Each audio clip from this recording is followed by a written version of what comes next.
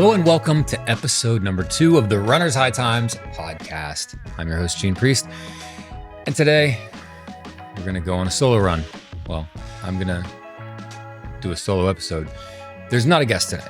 Last week, I was very, very honored to have my good friend Eric as my first guest, and it was a fantastic episode. And if you checked it out, thank you. I appreciate it so much.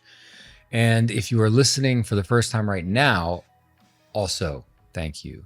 I appreciate it so much. Again, I'm Gene. I'm your host. Today, we're going to talk a little bit, about the heat, about the sun in particular, about running in the sun, about running in the heat, things you can do, things you shouldn't do. But I'm going to start with a little bit of a story. We're going to go into our little warm up here on our run with just a little story about my week. So I live in Knoxville, Tennessee, and this week we have had, let's say, high heat. It's been pretty warm. It's hot. It's humid. To go run in the middle of the day is sort of, well, we're going to get to it later. There's a little segment that I kind of want to start throwing out. Runner or psychopath? Yeah. Well, only psychopaths, I think, I've determined run in the type of heat that is happening right now across the, I think it's the southeast, and I think even up kind of northeast. Anyway, it's awful. And on Monday was the first day of a 4-day stretch that on the news, they were warning us about it, letting us know that it's going to be a hot one. Don't go outside unless you have to, and stay hydrated, drink lots of water. Don't go outside unless you have to. Stay inside. Did I mention that? Don't go outside unless you have to. I decided it was 89 degrees, and I figured, okay, well, it's 89. How bad could that really be? The real feel, quote unquote, was 104. And the humidity was, what was it here? Oh, the real feel in the shade was 96. Yeah, so that was fun.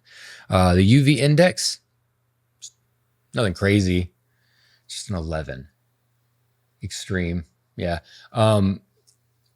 Anyone who's a runner that runs regularly knows that usually you can have your base tan done pretty much before everyone else you know, except for the people that like tan regularly, because just the first few weeks of spring when the sun is out, it happens fast. And that UV just goes up higher and higher and higher and higher and higher.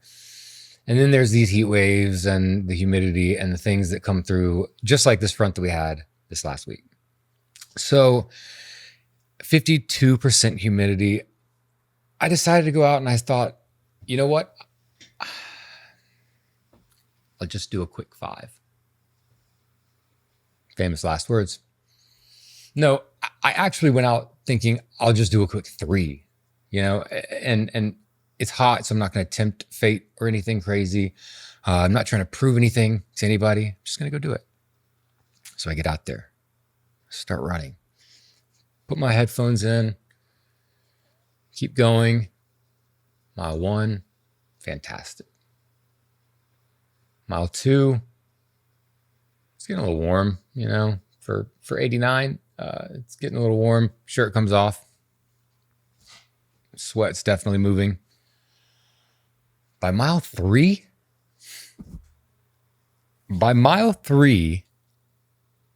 I felt fantastic. And I'm talking the type of fantastic that any runner knows, that when you're mid-run and you're, sort of at a midpoint. And even though I thought I was going to kind of stop at 3, I ended up getting in my head, getting a little further away than I knew, realized I'd gone 3 miles, and I thought, it's fine. I feel great. I'm going to do 5. So I kept going. I did 5. I got home. It's hotter than the dunes of Arrakis. Okay. I'm literally just dripping more sweat than I could possibly put back in any timely manner. But I come in and I did what I normally do when I come back. I slammed 2 bottles of water with pinches of salt and electrolytes and an energy drink or hydration drink. And I was feeling okay. So I toweled off for a little while, stopped sweating. Thought, okay, well, that was pretty hot, so I'm gonna take a shower, and I'm not gonna go full Wim Hof and take a cold shower, but I'm gonna take one on the cool side for sure. Shower was great, as usual. Nothing crazy there. And get out of the shower, towel off, start putting clothes on, pants are on, socks are on. I pull my shirt over my head. As I get my shirt on, bullets of sweat just start. I'm now more wet than I was when I stepped out of the shower, and maybe more wet, if not just as wet as I was when I returned from my run. Looked in the mirror and saw that I was a certain shade of white that I don't normally get because I am fairly olive skinned. And I realized for some, brief moment, I think maybe this is what heat exhaustion feels like. So I sat down with a towel, just completely sweat pouring into it. Worse than the towel that I just used to shower off with. Unbelievable. I wouldn't advise it. I thought I was going to be a Superman. I thought I was going to go out there and just, do my run, Was it worth it? I don't know. No, not really. Did I learn something? Yes. I learned that you have to listen to your body more than just the gentle, hey, we're okay, but maybe too much. Every now and then I get that feeling, on a run. Every now and then I'll be at mile 2 or mile 3 and there's just something that says, man, today's gonna be 4 miles. And some days that easily takes me to doing stupidly 8 miles and then hurting really bad the next day because I was not training or prepared for it. So you do have to really learn to listen to your body and let the pride not become near death stupidity like I basically almost allowed myself to do. It was just the craziest experience because I've had many runs in the summer where, I've gotten halfway through and, I've had to slow down, cut my pace, maybe walk a little bit. But I'd never gotten to a place where I had to come to a full stop, and this felt great. I would have thought that getting heat exhaustion maybe would have kicked in more during, but I guess it's the thing that has to percolate. It just had to sit with me and simmer a little bit, and 0 out of 5 stars. Do not recommend. But I do recommend wearing 100% mineral sunscreen, because even when the UV isn't super, super, super crazy high, if you're a daily runner and you're outside a whole lot, take care of yourself. Your skin is this is the flesh suit that we get. We may not love it. It's maybe one of the reasons why we run, because we hate the flesh bag that we were given. So we're just, going to run and work out and eat well and do whatever we can so that we can make it as enjoyable, I guess, as possible while we're on this like trip around the sun that hates us, the sun that hates us so much. Oh, it hates us so much. Full stop. That's all we really need to say here in this segment is that the sun hates us. And really nothing humbles a man faster than realizing that the sun wants you dead. Yeah. So you're lucky to make it in any given run that you do. After that run, I did though order some new sunscreen, and I did order for the first time ever. I never wear hats when I run. I wear hats always, but I never wear hats when I run for some reason, because I sweat so much that it just never has really seemed like a thing for me to do, because they come off halfway through the run because they're just disgusting and it feels so awful. Get it off of me. I can't handle it, and it has to be somewhere away. I can't stand them, but apparently these are really good. They're wicking and breathable. I'm not gonna shout out any names or any brands yet because no free promotion. That's crazy. But yeah, just make sure that when you're coming back from your runs, the sun hates you. Drink lots of water. Keep some electrolytes and some salt, and again, like I said before, listen to your body. If it starts whispering, don't wait until it's screaming and choking you. Just listen and be mindful, because that's kind of like another part of this whole practice, and why we run is because we're trying to be better and be more present and be more in the moment and be more here. So listen. Yeah.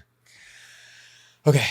Now that we survived the sun, I'd like to kind of talk in this episode a little bit about how I got here in the first place, kind of give you a little bit about the Gene Priest origin story, or at least like a very small piece of it, because this is only a podcast. It's not an audiobook, and I don't want to give you a lot of boring details that nobody cares about. So you'll probably get that anyway, but it's my show. So you're stuck with me. Unless you just hit stop, and then I am so sorry. Please come back, but now you can't hear me. So doesn't matter. So for anyone that doesn't know me from my other podcast, Sharing Needles with Friends, I have done a show since 2014 with my best friend, Derek. We do a music podcast called Sharing Needles with Friends, and it's talking about record needles, vinyl records. We're big record collectors. We're big musicians. We both grew up playing music together in bands. We were in a band called My Lost Cause that started right after high school. And in the mid 2000s to early 2010s, we toured the US. We played with lots of really cool bands. We had a lot of really great experiences. We did a lot of really cool things. We came home broke. But it was a fun experience. It was awesome, and I wouldn't trade it for anything except for money. But we're all well adjusted, of course, now, fast forward so many years later. But my background is in music, lots of touring. That's going to be a big theme throughout, this podcast, just like with the last interview with Eric. I love talking to musicians, especially musicians that focus on mental health and fitness, because these things are all tied together for me very heavily. And I love it when I find other like-minded individuals that also have that same sort of like tie-in in their own life. And that's super cool. But, kind of the purpose of the show is really to give my experience of where I've come from and what got me into running and how I got to this point, and how it could help pretty much anybody that's maybe like never thought about running or dreads the idea, of even thinking about running, because it can be a very daunting thing to start. And I get that, but I also kind of live by the idea that there's really no such thing as a bad run. But there are therapy bills, and for me, running is sort of that therapy. And it's kind of important for me because it's my time that I can be alone and I can get out of my environment and just into the world. And then I let myself just get deep into my head. And, it's kind of one of those things where I feel like running didn't necessarily save me on its own, but it makes me too tired to destroy myself. The time that I'm out there running and exerting that force and that energy, that entire time, my mind is sort of focused on whatever it is that I'm going through in any given moment. It's the time that I use, like Eric and I talked in the last episode, it's the time I use for, music, for writing. It's a time I use for, deep thought and having to like really process heavy, hard things to deal with and decisions to make. And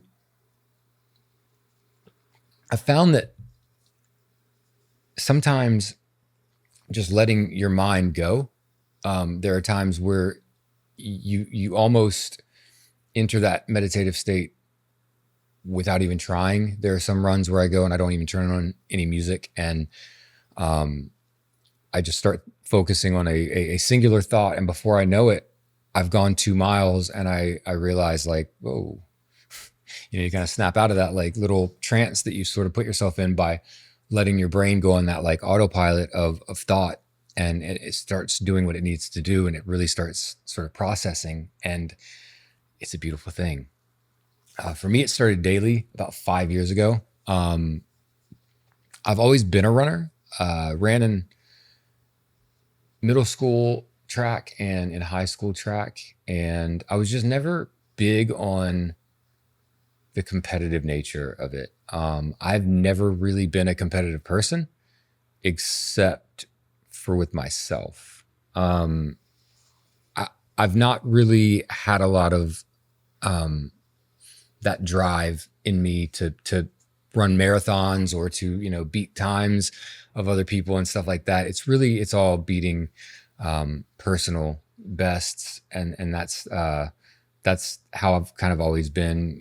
After I got out of the track stuff and when I started just running for myself, it was really more about just getting out and doing something and being active, because in the family that I grew up in, my dad being military, he sort of instilled that in me pretty early on, that it's important. You have to keep moving, and you have to keep a constant routine that's dedicated to keeping in shape, and just being mindful of like what you're doing from day to day, from the things we eat to the things we drink to the things we smoke to the things that all of the vices. We have to keep an eye on all of these things and keep them all in check, and remember that we have to keep ourselves in as good of shape as we can, because we only deteriorate as we get older. So the better shape we can keep ourselves in, I'd like to believe the longer we kind of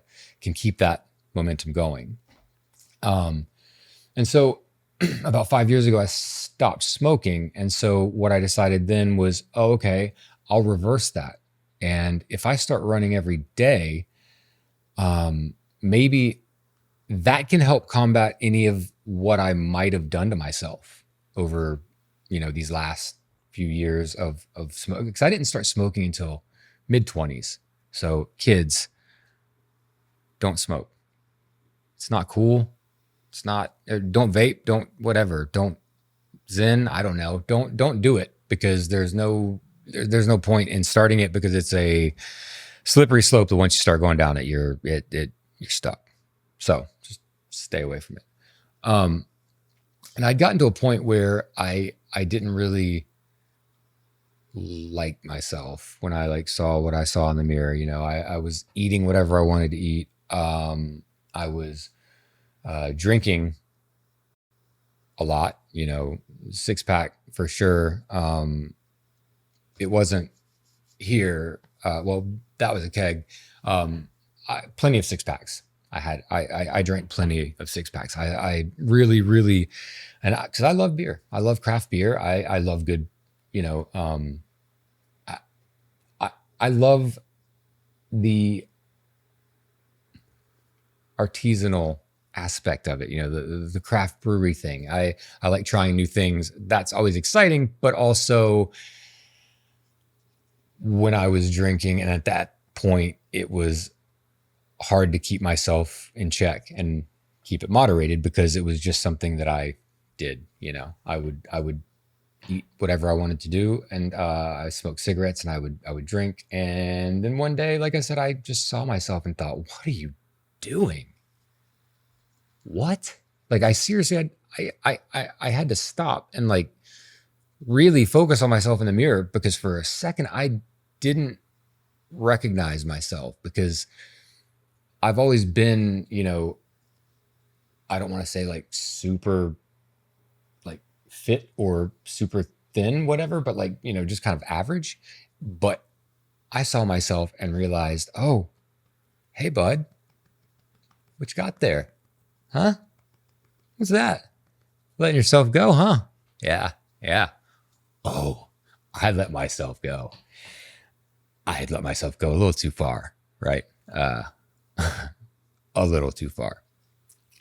And it's at that point in most of our, smooth brains that we hopefully realize, oh, I got to do something, and I got to flip it, and I got to get better. I've just got to be better. And so I did what I knew to do, and that was running.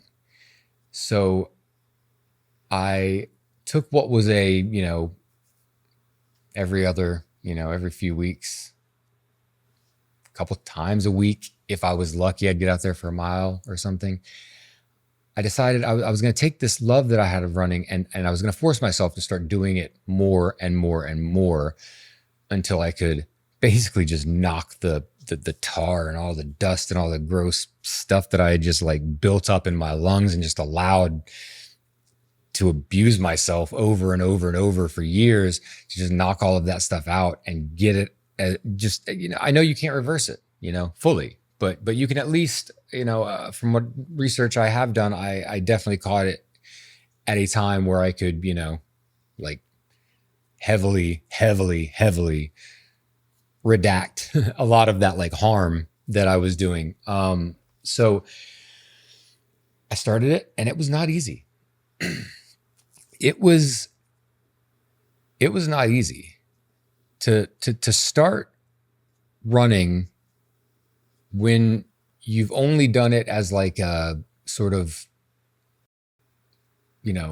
hobby. When you start doing it as a more serious thing, you realize really quickly, A, how hard it is, but B, how quickly our bodies adapt to this stuff. Because I can go back now and look at times from 5 years ago where over the course of like just a few months, I saw my average time just go down, just sink. And I wasn't trying. I wasn't trying to beat any records. I wasn't trying to beat anything. It was just really getting out there, and one day it just clicked. It just felt like, oh yeah, this is what I've been missing. Where's this been? Oh, it's easy. It's free to do. You already enjoy doing it. You've done it in the past. I guess I'm a runner now. And that was 5 years ago. And yeah, essentially I've just run about 5 a day since I started. When I started when I started my love for running and my obsession and started having to do it every day, I started with, I think, like 2 miles. And over time, I would just slowly sort of bring it up. And before I knew it, I was running 3 a day. And before I knew it, I was running 4 a day. And before I knew it, that 5 was just a standard. And I don't even know where the 5 miles a day thing came from, but it became the normal for me. And while I know that recovery is very important, and we'll have episodes and guests that we can go into depth about, methods for recovery and, pre and post run things to blah, blah, blah. It's just, I think the bottom line of all of this for me is when you live in your own head 24/7, you just need a way out, right? And for me, running gave me that like emergency exit where that 5 miles didn't come from anything that was planned. It just became something that I did because I needed it. Like my body was saying, here's what we're going to start doing because we need to. And I guess I just, for sure, the heat incident definitely comes into play when I say that sometimes I take it too seriously and I maybe don't take enough pause or enough breaks and enough variance in my routine where, I see friends and fellow runners that post their stuff on like Strava or Nike Run Club, whatever places all the time. And they're always mindful, it seems, some days they're out there doing 2 and 3 mile runs. Some days they're doing 7. Some days they're doing 5. Occasionally you'll see someone doing like 20. Another day they'll be doing 1.5. Then the next day 4. Like you got to switch it up. You got to switch it up. And it's something that I'm trying to get better at because I know I'm terrible at making myself listen to my body. Like I was saying earlier, you got to listen when your body whispers and not waiting until it screams. My body screams at me all the time. I just kind of tend to ignore it. And that's not good. We don't need to do that. I like to think there's a version of me that really only exists like after a run. And that's the guy that I think I like being. It's not about fitness. It's for me kind of more about the movement and more importantly, staying sane. It's, it becomes something that is like therapy to yourself that becomes necessary. And again, anyone that runs out there on a regular basis, you guys know, it can be freeing. If you're someone listening who is maybe thinking, I could never be a runner, let me go ahead and say congrats, because that means you are. Because everyone I know that has become as obsessed as myself started with the same fears and the same trepidation about getting into it as a whole. And, I think we're all really just faking it, and it's, we're all faking it and just running from our own feelings, but we can't. So you have to sort of realize you're running towards them and with them all the time. But you got to first let that block go of, I could never be a runner. Because I talk to people all the time that think that I'm insane for running on a regular basis.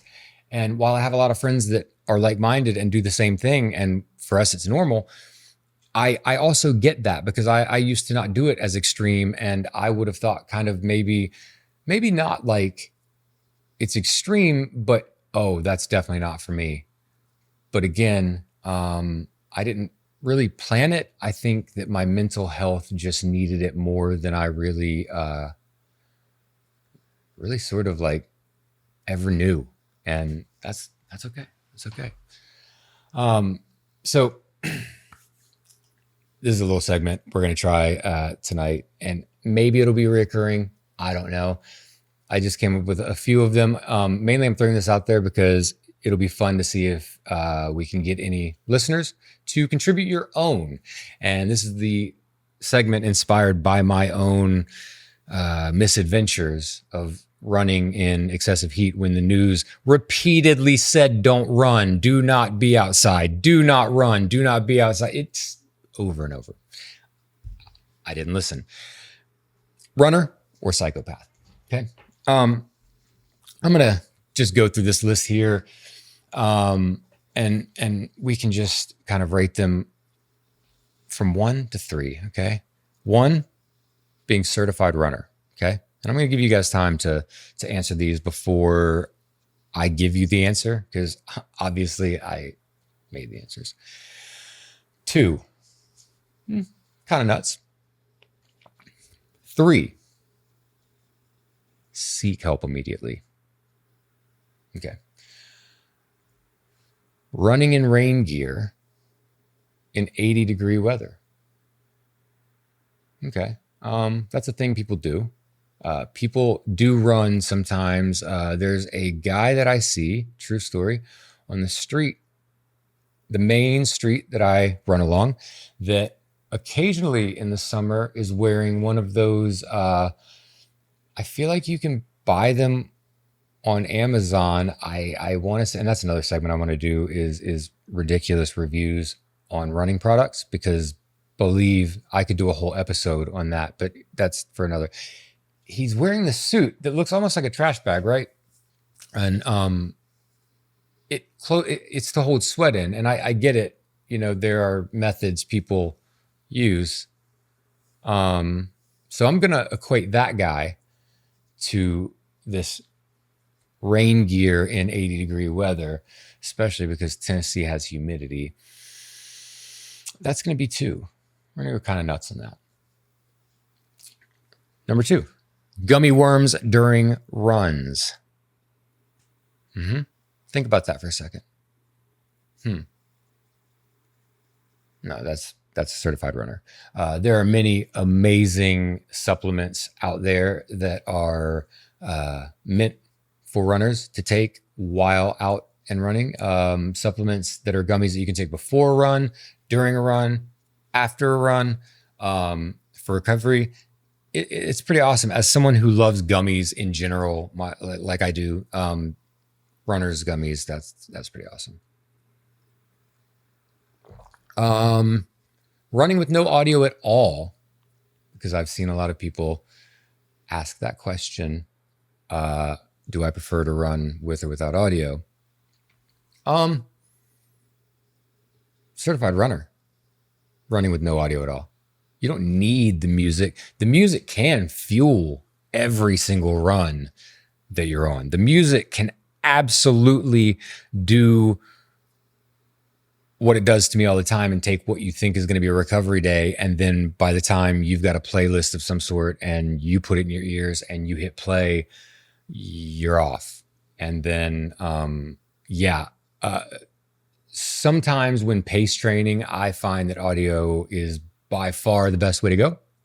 I think that for the average runner,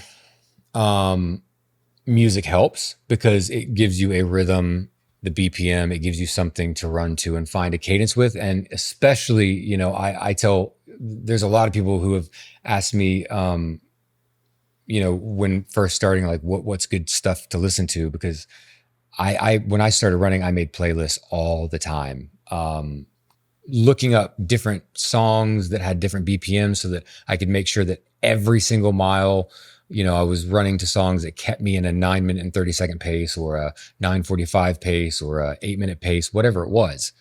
And I find that for people that are starting to run, and you can look, you know, for me personally on the Runner's High Times, Spotify, I make playlists and release them, on Instagram, wherever, you know, I make the playlist on Spotify. I'll post those up pretty regularly, but, you can find really good running playlists that are built in on Spotify. And for beginners, that's kind of a great place to start because it locks you in. But for me, a lot of runs, I find that like, I don't even think to put music on because I've got too much that I already am looking forward to. And I'm already excited to get out and just like be alone in my head. All right. And before we go, like I said before, I want to touch on something that I come across pretty regularly when looking at gear on Amazon, even though I don't use a whole lot of gear, and we'll get into that in later episodes. For example, in the hot sun, I don't run with a water bottle or anything like that. That's crazy. That's insane. Who goes prepared? Who goes prepared? I notice on Amazon all the time, there are a lot and some of these come from Reddit because Reddit is a gold mine for things like this, of reviews on products, right? And I love seeing a product with a good 5-star review, you know? And I hate to see a product that I've maybe thought I needed or heard about and then just find that it's got like 1 star and it's terrible. Well, here are some good reviews from Amazon. This is for a gel called Body Glide for runners to stay smooth. Saved my thighs. My wife thinks I'm cheating on her because I don't come home crying anymore. Not sure what that means or how that applies, but bro, maybe there's a lot more to question there. That's deeper. That's deeper than using something. Ooh. GU Energy Gel. Yeah, there's a lot of energy gels that I've heard about, you know, just like I was saying earlier about gummies. They're great. When you can find something like that you can keep with you that's small, that gives you like a burst of energy when running. I've heard energy packs are great. This guy says tastes like snot, works like jet fuel. So that's good to know that it tastes like a big snotty inhale with the fumes of jet fuel. That doesn't sound like something I'd want to try. Compression socks. Felt like I was being hugged by an octopus with a medical degree. Wow. Octopus. Compression socks.